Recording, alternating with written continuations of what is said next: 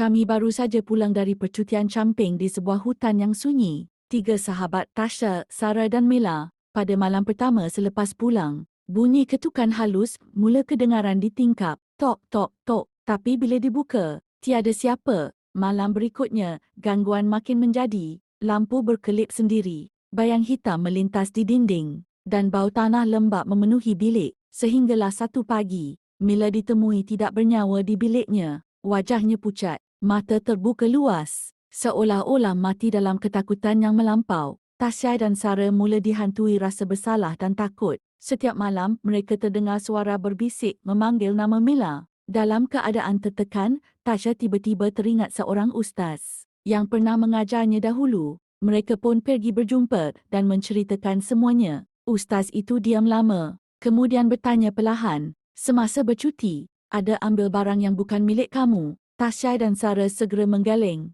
Namun Ustaz menyambung, makhluk itu datang menuntut haknya. Selagi barangnya tidak dipulangkan, selagi itulah dia tidak akan berhenti mengganggu. Tiba-tiba Sarah menggigil. Suaranya bergetar. Sehari selepas kita balik, aku nampak Mila pakai rantai perak. Bila aku tanya beli di mana, dia kata dia jumpa masa kita camping. Wajah Ustaz berubah serius. Barang hutan bukan untuk dibawa pulang. Ada yang menjaga. Dan ada yang menuntut. Malam itu, Tasha dan Sarah kembali ke tempat camping. Rantai itu digenggam erat. Angin bertiup kuat walaupun tiada ribut. Daun-daun berdesik-desik seperti ada sesuatu mengelilingi mereka. Sebaik rantai diletakkan di atas tanah, kedengaran satu helaan nafas panjang dari arah gelap dan semuanya kembali sunyi. Sejak malam itu, gangguan hilang. Tapi bayangan wajah Mila tak pernah hilang dari ingatan mereka. Jika bukan barang kita, sebaiknya jangan diambil.